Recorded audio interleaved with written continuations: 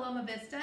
Mrs. Rodriguez here, and I am going to share a story with you that is titled Alexander and the Terrible, Horrible, No Good, Very Bad Day. I chose this story because I know that I've had some rough days, and I'm sure you've all had some tough days as well. So let's see how Alexander deals with his terrible, horrible, no good, very bad day. The author of this book is Judith Bjorst. I went to sleep with gum in my mouth, and now there's gum in my hair. And when I got out of bed this morning, I tripped on the skateboard, and by mistake, I dropped my sweater in the sink while the water was running. And I could tell it was going to be a terrible, horrible, no good, very bad day.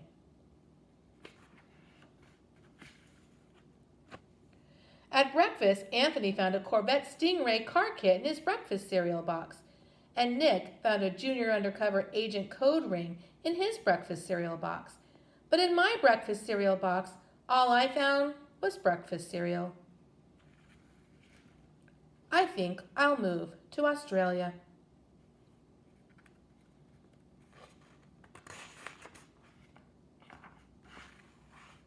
In the carpool, Mrs. Gibson let Becky have a seat by the window. Audrey and Elliot got seats by the window too. I said I was being scrunched. I said I was being smushed. I said if I don't get a seat by the window, I am going to be carsick. No one even answered. I could tell it was going to be a terrible, horrible, no good, very bad day.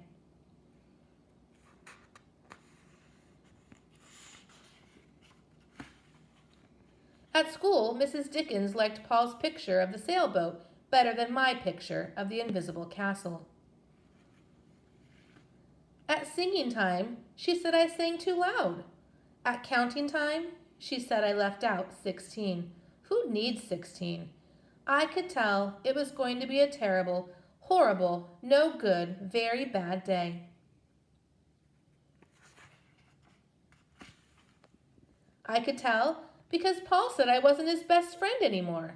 He said that Philip Parker was his best friend, and that Albert Moyo was his next best friend, and that I was only his third best friend.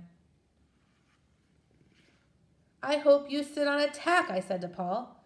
I hope the next time you get a double-decker strawberry ice cream cone, the ice cream part falls off the cone part and lands in Australia.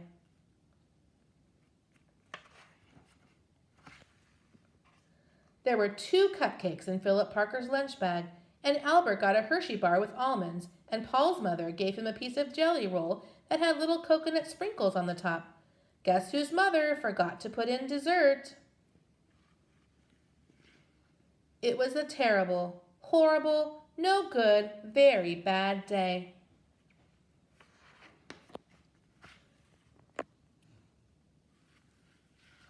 That's what it was, because after school, my mom took us all to the dentist, and Dr. Fields found a cavity just in me. Come back next week and I'll fix it, said Dr. Fields. Next week, I said. I'm going to Australia.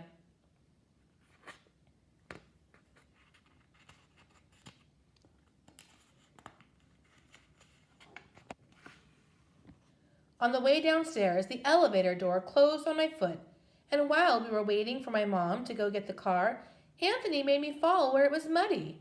And then, when I started crying because of the mud, Nick said I was a crybaby. And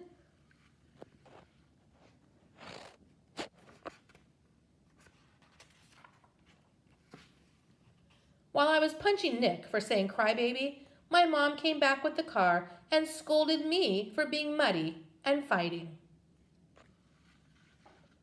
I am having a terrible, horrible, no good, very bad day, I told everybody. No one even answered.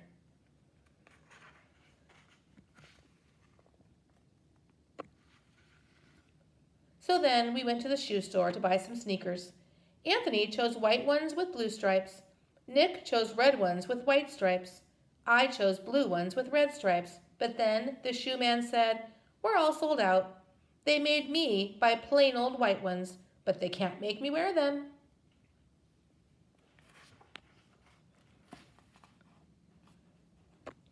Then we picked up my dad at his office. He said I couldn't play with his copying machine, but I forgot. He also said to watch out for the books on his desk, and I was careful, as could be, except for my elbow. He also said, don't fool around with his phone, but I think I called Australia. My dad said, please don't pick him up anymore. It was a terrible, horrible, no good, very bad day.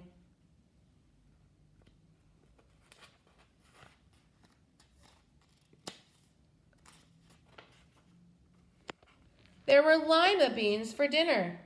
I hate lima beans. There was kissing on TV. I hate kissing.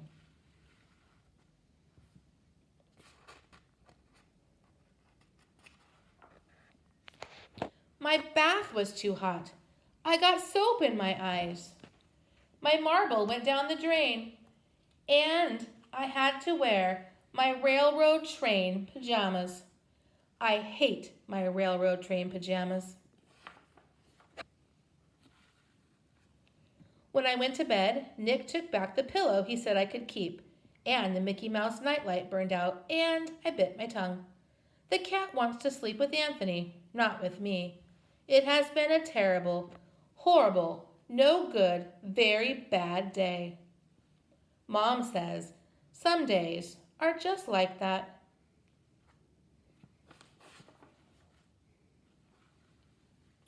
Even in Australia.